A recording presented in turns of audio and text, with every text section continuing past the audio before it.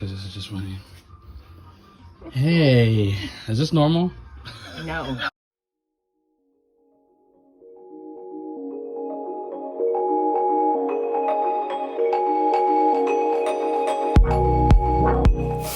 All right, so looks like we are packaging a bumper today. This is my first time doing a bumper, shipping a bumper out. This is going out to a lucky subscriber. They actually got $100 off of my normal asking price, but they are paying shipping. So that's the next thing we're gonna find out, how much it costs to ship. So I'm probably gonna get a price quote from UPS, but I read a lot that Greyhound does shipping as well. So we're gonna see. Seems like Greyhound would be the best route for as far as bang for buck and quality. Whereas, you know, UPS might be like 300, but I don't know yet. So I'm gonna wrap it up first, and we're gonna get 3 different quotes. I'll probably try to go to post office, and then UPS, and then Greyhound, and see which, you know, one is the cheapest. But so far, starting out the bumper, I put a piece of cardboard here on the mounting area, so I want to protect that. These are pretty solid. I'm not afraid of those messing up any at all, but I got these to cover it up. I have a bunch of packaging tape, and then I got a big roll of bubble wrap, so I plan on putting at least, you know, probably 4 to 5 layers of bubble wrap. So we'll see how it looks after 3, and then gauge if we need more or not. So let's start the process.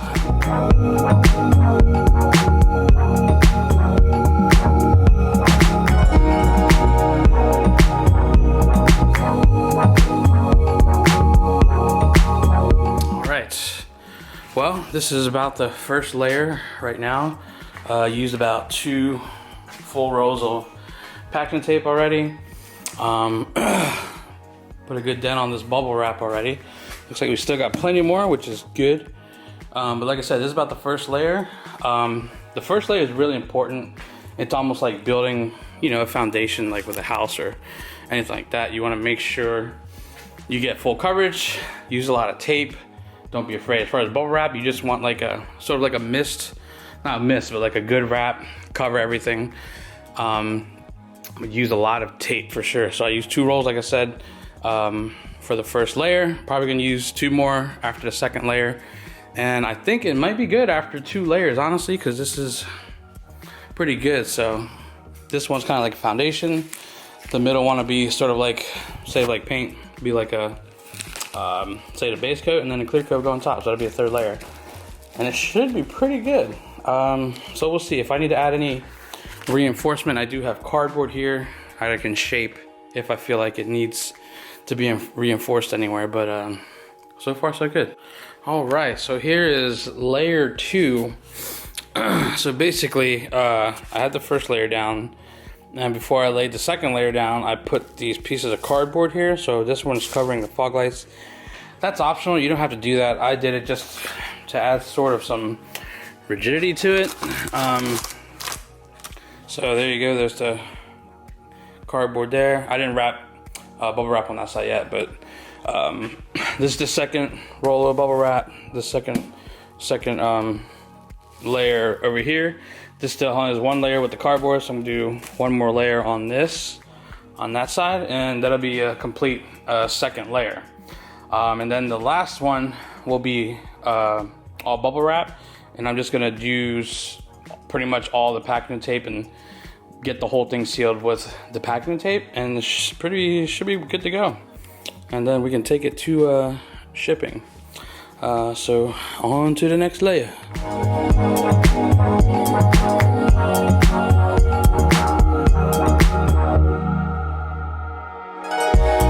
Here's the finished product. Has about 3 layers total. Use about 5 full rolls of tape. Still got that much bubble wrap left. So you could definitely put more if you feel like it needs more. These corners, they're pretty solid, so they'll be fine. This center piece here, I put it kind of to be like a center reinforcement, something to kind of grab onto as well.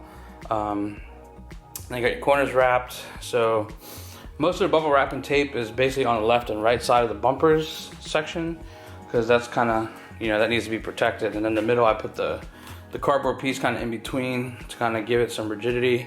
And then these little corners here is kind of where you're going to kind of grab it. So make sure you put a lot of tape where you're going to be grabbing. That's pretty much it. So I'm going to get price quotes tomorrow and see what prices we get.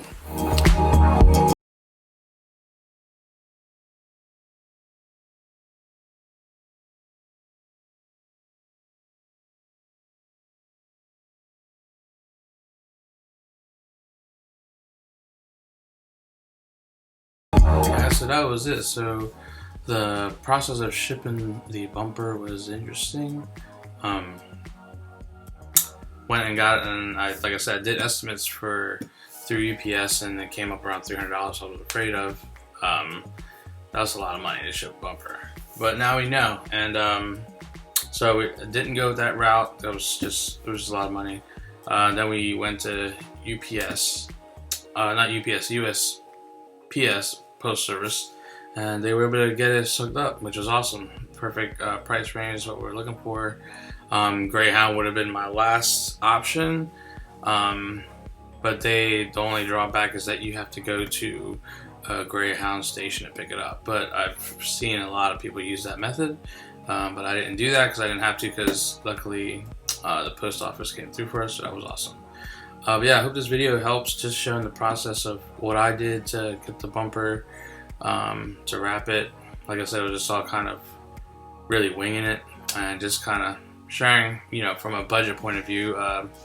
The supplies ran me about $40, $50. You need that big roll of bubble wrap was more than enough to do one bumper, and a 6-pack of packing tape is a lot. I still have one pack left, or one roll left, full roll.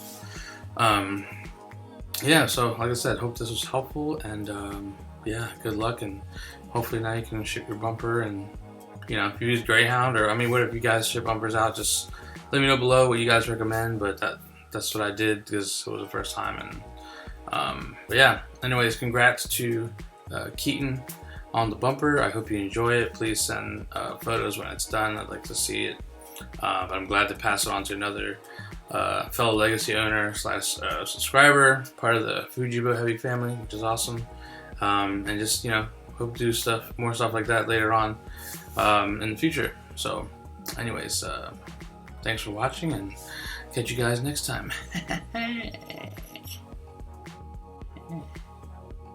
Yeah.